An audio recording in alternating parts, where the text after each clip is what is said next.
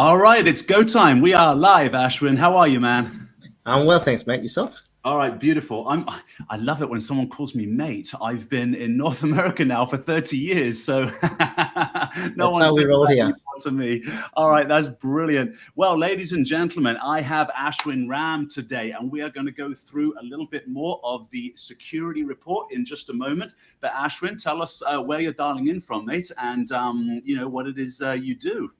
Certainly. So I'm dialing in from Sydney, Australia, and my region working for Checkpoint is the Australia-New Zealand region, and I'm part of the office of the CTO. So I'm one of the evangelists, just like you, Eddie, and I'm also a security engineer within the ANZ team. Beautiful. All right, let's hello to a stranger who's dialing in, who's perhaps no stranger, although in Australia you might not know Kelman, but Kelman was I once know a team Kel. member. I know You know Kelman. Kelman. All right, lovely. Hello, Kelman, dialing in from Canada, I'm still assuming. Fabulous. And good. Well, let's get started. So we are going to have a chat about our security report. We did this just yesterday with some colleagues in Taiwan, last week with one of our field CISOs in the US here. And let's just pick and go, man. And there was something we were chatting just before we started. Now, these supply chain attacks are super interesting, right? Obviously, that was a big part of the news last year. But you were going to add a little bit of spice to this. Let's get right into the heat of it. What was it you were telling me before the show?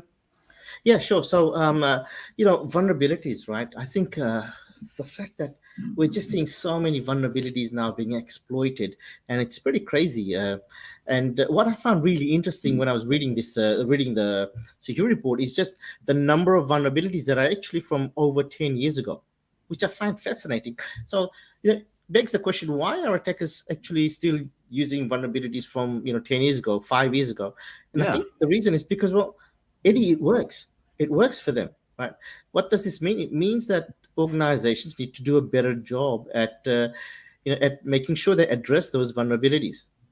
So 10-year-old vulnerabilities. I mean, obviously there are IPS signatures for this stuff. Obviously there's countermeasures against this. So I don't want to go immediately to, because the victim gets blamed in the press, right? So we're not going to do that. But I am going to say a big kind of like, a big eyebrow raising moment. Let me peel those eyebrows back. I want to say hello to a couple of people joining us. And then I'd also like, for the people that are joining us, add your opinion. 10-year-old vulnerabilities, it's like, really? And then Ashwin, after we've said hello to a few people, tell us, why is it people are still being beholden to vulnerabilities that surely companies like ours have already overcome? All right, Michael Tans, thanks for joining in. Good morning to you. Good morning, good evening to me.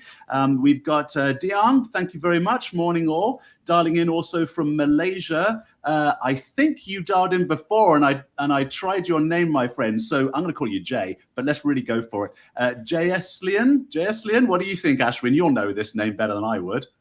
Jaslian, yeah, it sounds like that. Fantastic. Sean, thanks for giving us a clap. Nelson, wonderful, great to see you here. And Damien, thank you very much for dialing in. So 10-year-old vulnerabilities, please add your comments. And Ashwin, what's your comment to that? Mine is just, let me peel the eyebrows back off of the back of my head, but maybe I'm being too judgmental. What do you think? Well, here's the thing about vulnerabilities, right? It's that you can have all of these different types of controls around authentication. For example, you can use MFAs and things like that. But if you've got a vulnerability that can be exploited, all of those controls are nullified now. So really, really important, I think, that organizations take vulnerabilities really seriously. And the other thing you and I, Eddie, were talking about this earlier is that the vulnerabilities that we're seeing, there's a shift now where threat actors are exploiting vulnerabilities in those trusted business partners, in those trusted software that we use.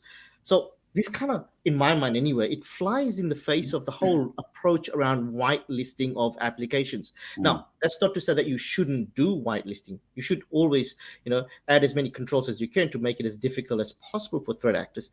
But I think now we're coming to this realization that just relying on whitelisting of applications isn't going to be as effective, because that threat actors are actually compromising those trusted applications, and then they're embedding their malware inside there. They're embedding those backdoors and then signing it off as trusted applications. So that's the challenge, right? That's in my interesting. mind, that's it. So in my mind, I think I think it's really, you got to come back to the basics, right? So try and focus on also reducing the blast radius. So how do you do that? Well, you make sure, first of all, that you've actually got really, really tight controls around your crown jewels, right? There's not really any room for error here. You've got to have really, really strong controls around and tight controls. So think of controls and processes like principle of least privilege, segmentation. I mean, these are basic principles that we talked about before, right? Many times. One of the Encryption. zero trust, or what we call infinity, right? Absolutely. Yeah. Encryption technology, using just-in-time security, using multi-factor authentication. All of these things are really, really important, as well as, of course, scanning for vulnerabilities, right? Now, I was talking to a customer of ours, actually, and one of the challenges they had was around visibility. And so it got me thinking, well, I had this conversation with the customer, like, listen, you've got checkpoint gateways in your environment. The very least you can do is enable the application control. But you don't need to do anything with it, just enable it. And at the very least, you're going to get some visibility into the applications that are being used, at least at your network level. And then you can start making. What reason would a customer have, sorry to interrupt you, buddy, for not turning on application control? I mean, that's kind of 10 years ago, right? It is. Why would they not, though? Surely there's a fear, there's a problem. How do we encourage them to do it? I think it's a bit of both, right? It's a bit of, for some, it might be a fear of maybe blocking legitimate applications. For some, it might be they simply just don't know, or they don't understand. And this comes back to the people process component as well. Make sure that your team actually understand the controls that they have at their disposal, so that they can actually use those controls effectively. But one of the things, so we did it with these customers, we actually enabled application control.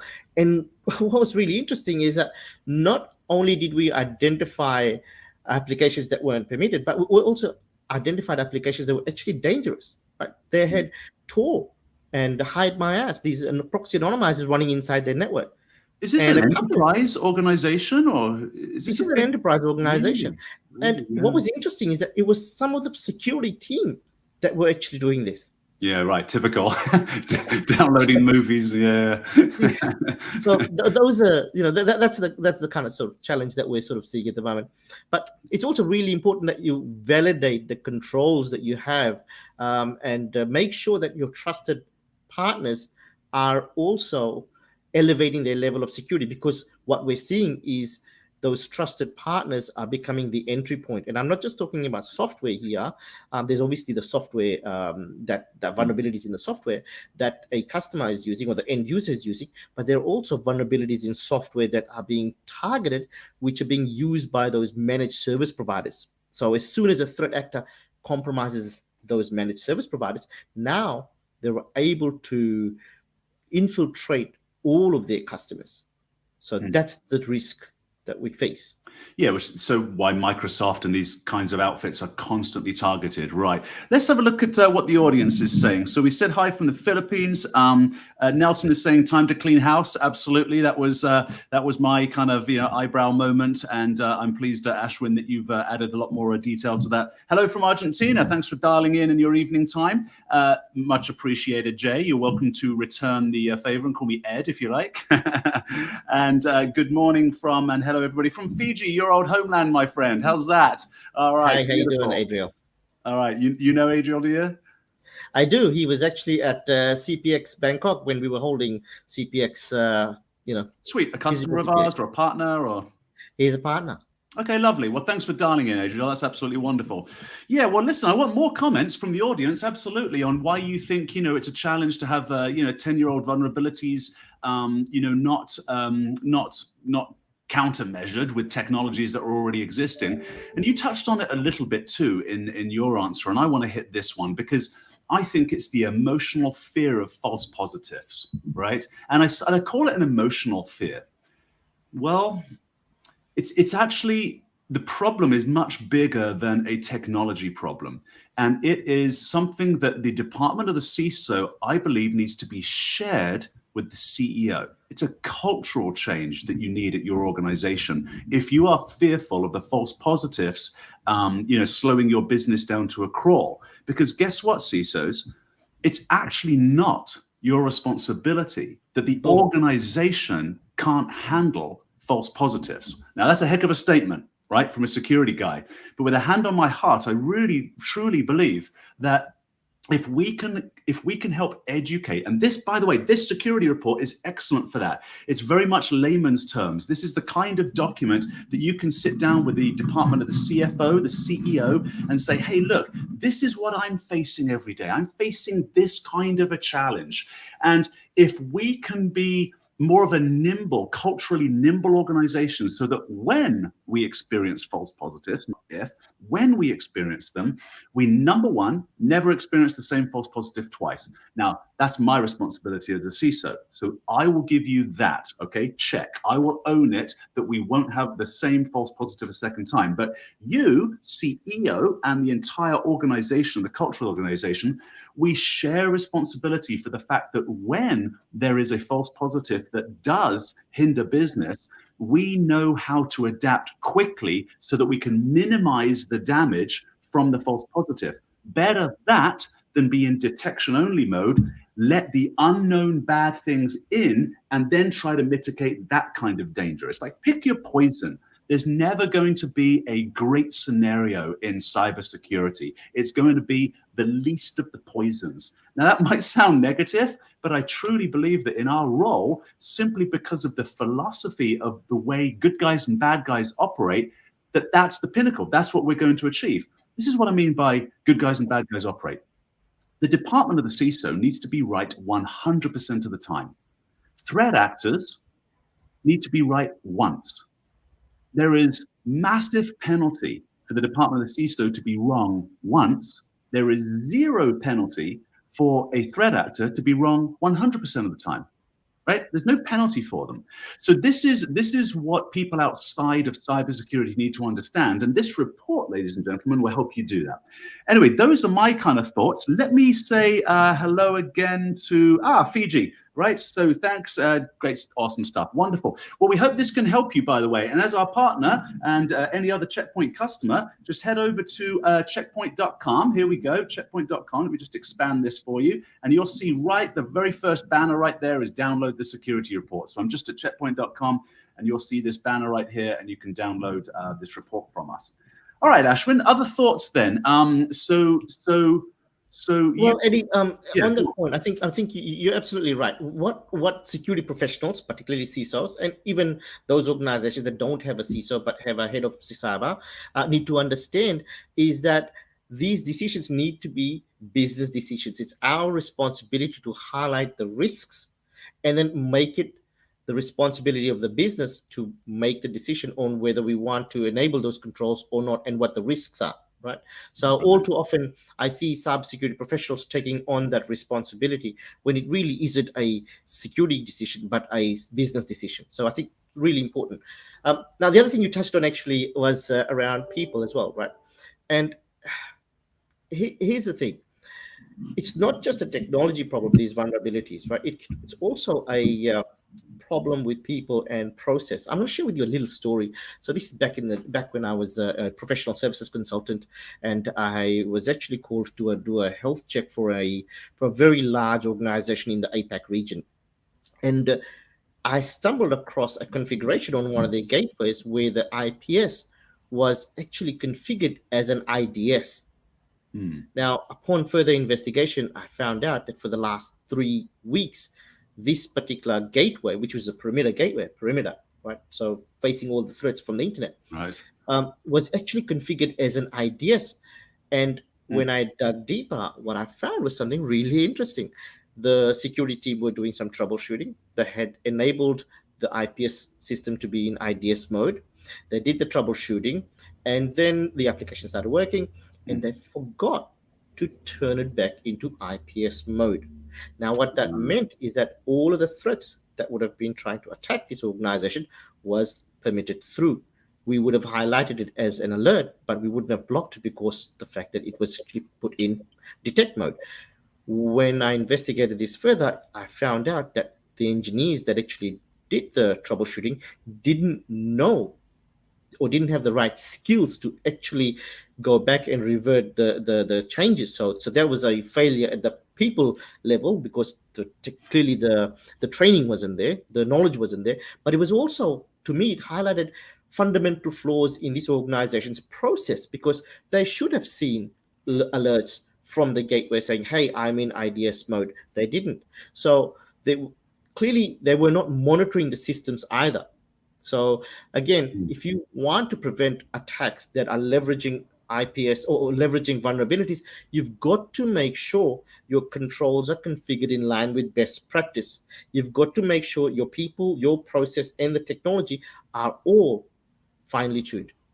Right, exactly. Now, I've just realized that I think the LinkedIn, for the folks on LinkedIn, the comments have stopped working, and my phone, because this is why I'm looking down here, ladies and gentlemen, because I watched the stream at the same time, and it looks like the link for comments has somehow just stopped working. Now, that's a LinkedIn or StreamYard software problem.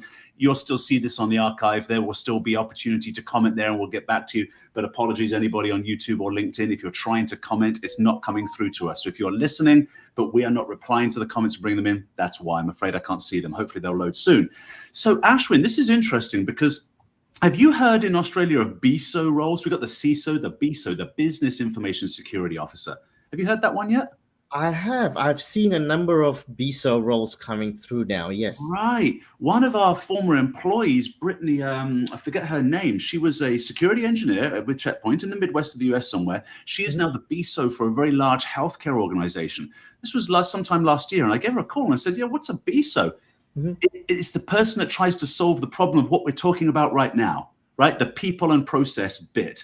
Because truly the CISO, and if you think about it from, and I'll describe it, I think in love, but bear in mind I'm doing it in love. It's a bit brutal, but it's kind of like the geeks rose up through the channels, right? You know, 30 years ago there were no CISOs, there was no title for that, but people got deeply involved in cyber, and 30 years later it's like I'm the oldest guy in the room. I guess I'm the CISO, right? It's not quite as simple as that. And today, of course, we have university courses and master's degrees on how to become CISOs.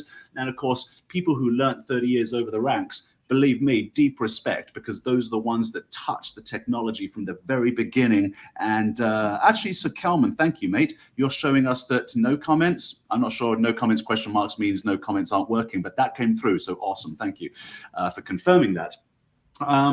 But yeah, on my phone, it's all frozen. So something's going on with LinkedIn right now.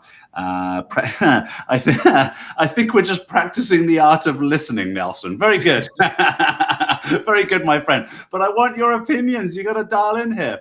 So so I gave her a call and I said, what are your responsibilities with this BISO role? And she said, it's the people in the process bit, because the CISO is generally a technologist.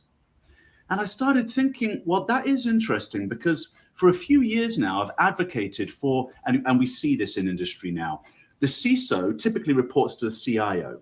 That's not the right relationship anymore. We've grown out of that. And sorry, CIOs who might be watching this and in the archive, but I think that the CISO needs to report to the CEO and maybe a dotted line to the general counsel. And here's why. Because the general counsel deals in risk. The CISO really deals in risk, right? Remember I said pick your poison earlier? That's what we're doing. We're basically going toe-to-toe with the CEO, and we're saying, look, I will push you as hard as I can to put everything in a box. But you, the CEO, your job is obviously to push out of that box, right, and make business flow. And so that's the dynamic of that tussle, that relationship, right? Because if you get too much constriction, well, then people can't move. So to be sure, you can't lock remember in the early days, Ashwin, when I remember this would have been like maybe 2004, 2005, we would just block YouTube. You just block it, right? We don't want remember those days. We'll block it. We just blocked all that stuff. So sort of not an easy way out, but sort of like that's how we're going to deal with the problem. Kind of like we'll just block IP addresses to North Korea, let's say, right? We'll just block the whole lot. But we can't do that today because, of course, we use all of these tools, including Facebook and YouTube, for work. And so, well, that's no longer possible. Comments working fine. Yes, good stuff. Okay, so I guess they are working fine. For some reason, my phone's down, so I can't like your comments at the same time.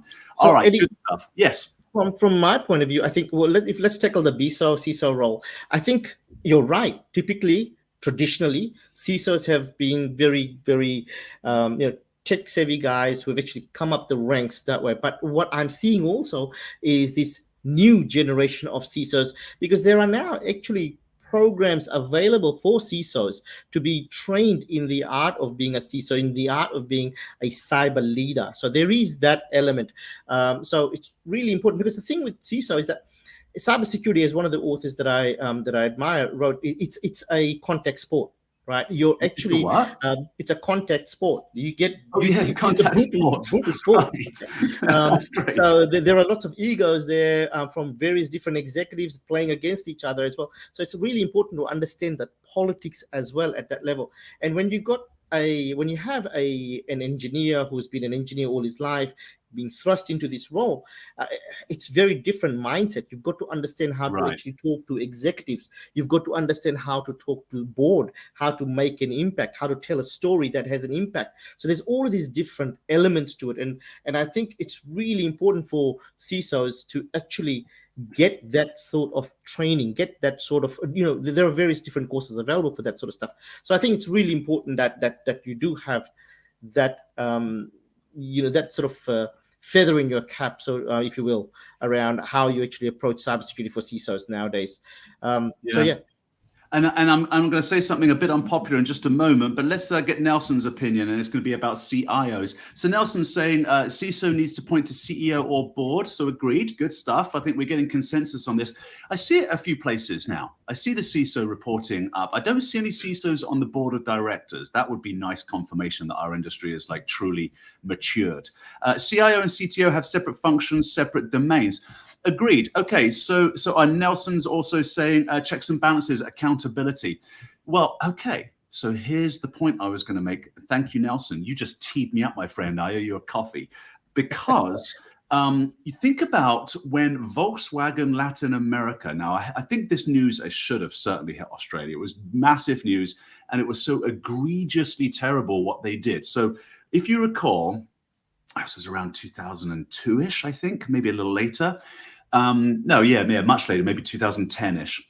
So Volkswagen Latin America were not passing the international emissions protocol. It's where they were manufacturing their diesel vehicles, right? So what the CIO did, this is the CIO. So remember, this is the structure, right? CIO, CISO's policing his or her boss.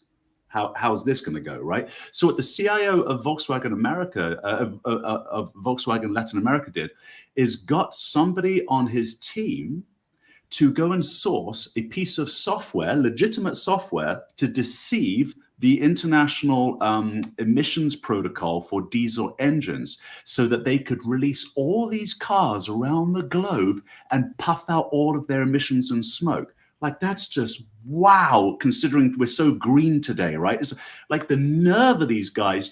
I'm always thinking that about criminals. It's like, you're clearly smart, just put yourself to work doing something legitimate instead of this nonsense. But the problem with that scenario, when the CISO is reporting to the CIO, is number one, you've got a bad CIO. So how is a CISO who reports to the bad CIO going to police their own bus? Number two, the CIO sourced a legitimate piece of software. It wasn't malware.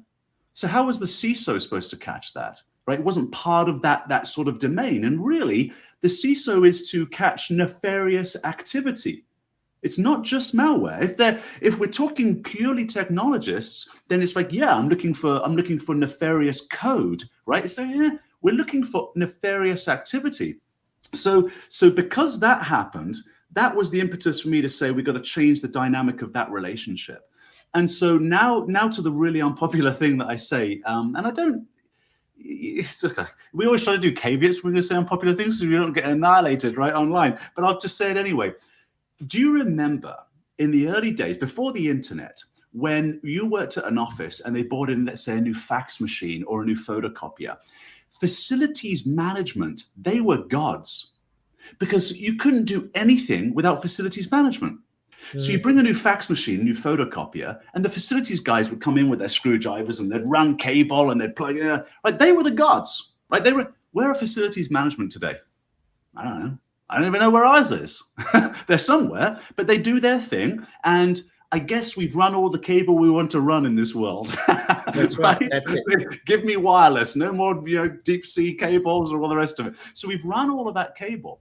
So in a similar way, and this is what hurts for the department of the CIO, because we've moved to cloud architecture now, it's kind of like we don't need the fax machine and the printer and all the cables that came with it anymore. I mean, yes, we do. I understand we do. It's not that we're going away with it. But more and more now, these kinds of IT services have been moved and outsourced.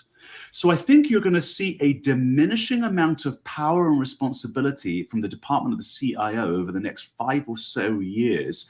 And you're going to see that CISO move out to a BISO, CISO kind of role, as you and I were kind of discussing earlier. That's my opinion there on the role of the CIO. Yeah, I think it makes sense. In my opinion, I think the CISO should be reporting to the person that actually gets cybersecurity. If you're reporting to a CEO who just doesn't get it, then that's a battle that a CISO doesn't need to really have. Perhaps a CISO should be reporting to a chief risk officer or to a CFO, whoever is going to actually champion the CISO and their requirement is actually the right person. So I think it needs to be taken into context. There's no one right fit for all organizations. Some organizations will have CEOs who get it and who actually are the champions of cybersecurity. In those organizations, typically they'll be the ones that have a more mature cybersecurity capabilities, all right, and more mature cyber culture. Whereas there'll be other organizations where CEO may not want anything to do with the CISO or a cybersecurity, make that someone else's problem. But I think ultimately the CISO should be reporting to the person who actually understands cybersecurity. Having said that, a CEO certainly needs to be the champion of cybersecurity if you want to get the culture of cybersecurity right. I think we've got their attention now. I think with all the ransomware hits that we had last year, we've got the CEO's attention. Well, because how many years have you been in this industry, Ashwin? I've been here over 50, stop counting, In I think cyber. after about 10 or 12. But look, I mean, you say that, right? You say that we think it, but then we see the same mistakes over and over and over again. Right. What mistakes are we seeing? I'm going to go through the report. We're seeing the same mistakes around, budget constraints. We're seeing the same mistakes around the culture of an organization from a cybersecurity standpoint, just not being there. We're seeing CEOs really, in many cases, not just the CEOs, but the C-suite paying lip service. Not all, of course. There are some fantastic organizations. We have some customers who absolutely get it. But there is still that challenge from CISOs. There is still that challenge of being able to get the executive sponsorship on their cloud strategies or their digital transformation strategy with security wrapped around it. Because the problem is that a lot of these executives, and this is actually something a CISO or a BISO really needs to get their head around, is to start looking at cyber as a business enabler, as an advantage rather than just as a cost center. I think when we can make that transition, that change in the mindset, that's when you're going to get that executive sponsorships. So, I'm loving Kelman's opinion here. This is kind of interesting. I didn't think of this, but why not flip it on its head, right? CIO and CTO reporting to the CISO. I think, you know what? I think this is actually going to happen. Because if we're moving out the CISO to report to the CEO, and as I said, I'm sorry it hurts people's feelings, but as I said, the role of the CIO is kind of like that, facilities management role, right? These are just compute technology services. It's just like keep pumping that stuff out, right? Then maybe that department rolls in that way. That's kind of interesting. But that's just me. Kelman, you're a very unique me, my friend. That's true. I think the CISO have enough on his plate her plate to actually having to then deal with the CIO and the CTO. But yeah. Super. It's interesting thought, Kelman. And look, I'm still surprised to hear, and I think you're right though, Ashwin, sadly, that there are CEOs who just still don't get it and are still, wrestling with budget. I get the budget's finite, but and this is why I asked you how long you've been in the industry. For me, in cyber, a good 16-ish now. So you're about the same. The folks listening here, probably collectively between us, we've got decades. But back in the early days, we were begging for budget, right? With our customers, or as it were, with the department of the CISO, right? We were constantly, I haven't been in a CFO conversation for some time now. But 15 years ago, it wasn't common, but it wasn't uncommon that we got pulled in to do some kind of review like this, right? To say, look, I mean, we're asking for whatever, a couple of 100,000, but this is the cost of a breach, right? And that was back in the days of the Home Depot breaches, right? And so the cost of the breach in those days was more about, fines, from regulators, reputational damage, which people tended to overcome. And if you're a monopoly like Home Depot, this was like, what kind of reputational damage? People are going to still come and buy 2x4s, right? So, but today, no, I think it's a little bit more mature. But what we can do is we can have a look at some of the global statistics, and then we might call it a day. This has been a great session so far. So for the audience members likely watching this in the archive who are customers, partners, we'll go through a couple of bits here. Grab this report, because this, and you don't want to be alarmist too much, but we can't help but be alarmist. So looking at some of the global malware statistics, and so our organization, so at Checkpoint, we're very fortunate. We've got about a 30-year history almost behind us now. And so we've been listening for a really long time. We've been collecting a lot of data. So we kind of, we can do this stuff. And we've got certainly over 100,000 customers and millions of nodes out there that are constantly listening. And of course, we can gather these kind of statistics. And so globally, the top malware families. Now, this is a little small to see. So let me see if I can punch that a little bigger. Make that a little bigger for you right there. Yeah, it's kind of in the way. That doesn't really help me make it bigger at all.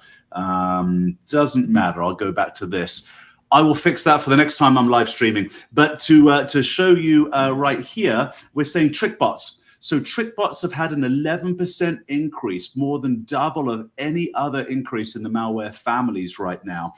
Same with the Americas, same in Europe, although it's not double, and same in Asia Pacific area. And then I was looking at something just so yesterday. Eddie, what does it actually mean from a business point of view, from a cyber point of view? Okay, what does it actually mean? Like, because the reality is this, right? Next year when we speak, same, or even 6 months from now when we speak, it'll be double again and double again. I think it's really important to really unpack this and say, okay, the reality is that the threats are going to increase, right? Let's now put in controls and processes in place to automate as much of the security as possible. And the thing is that, Eddie, you and I know that automation is the key here, right? Like it's the only way you're going to be able to deal with just the sheer number of threats that are going to come through your way now. So if an organization is not actively investing in automating security, in automating incident response, pre-infection, post-infection controls, then they'll sadly be in a situation where they're either breached or the SOC teams will just burn out. We've seen that time and time again. So in my mind, and I'm keen to hear your thoughts on this, but I think automation is the key here, man. Well, so tell me this then. So we look at this. This is, to me, good to know information, not just this particular chart, right? Not need to know, good to know. Because what we're saying is malware families, TrickBot, and then we've got Formbook, Ramit, Glue, Pebra, I mean, and the names go on, and Emotet's down there, kind of the sixth one. So is it possible right now to use tools for automation, and is it necessary to know that TrickBot is a specific piece of malware that this automated tool can solve for, or are we just saying any malware? I mean, so what that it's TrickBot? Is this just interesting information? That's my point exactly, right? So you've got to have controls that can identify this, and obviously at Checkpoint we have that. That's why we're able to identify these threats, right? So having those the ability to identify is one thing. Being able to automatically remediate those threats is another thing. And again, this is where it's so important, particularly right now, is you've got users who are working remotely, that you've got controls on the endpoint that can automatically remediate these threats, so that you're not having to send your laptop to your technical team, right? Because you've got users working from God knows where these days. Right. This is actually a more useful chart. Again, it's a not necessarily a need to know, but it is a nice to know. So botnets are by far the leading attack category, ransomware being at the very bottom, but ransomware pays the most. So it is the most devastating. Ransomware being at the bottom because it's more sophisticated an attack, right? And then of course you have double extortion and triple extortion ransomware. So that's likely why it's only grown at 10 and 8% respectively, and the botnets a little bit more. So that's probably a little bit more ammunition, I think, for the department of the CISO to bring to the CEO to say, hey, look, this is what I'm fighting against. This is the increase in botnets. This is the increase in ransomware and the consequences that that come from it. That's probably a better piece of data for you. Here's a nice piece of data that could be interesting as long as you live within the categories of these, which is the average weekly attacks per organization.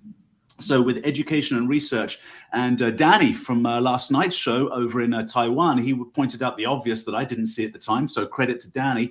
He said, well, of course, because last year we had the pandemic. So every school around the world kind of thing went home and started working online, at least the schools that have online. And so, yeah, you see a 75% increase there. But if you're within one of these industries, I think this would probably be another piece of perhaps alarming, but data, true data to show the department of the CFO and CEO that, hey, look, this is what I'm fighting. Fair enough to give me some more budgets, that kind of a dialogue. Yeah, absolutely. Look, I think it was at the beginning of 2019 or 2020 when we started going into the lockdown, that the Checkpoint research team also found an alarming number of research being done on the dark web by threat actors targeting research education sectors. So that was quite interesting.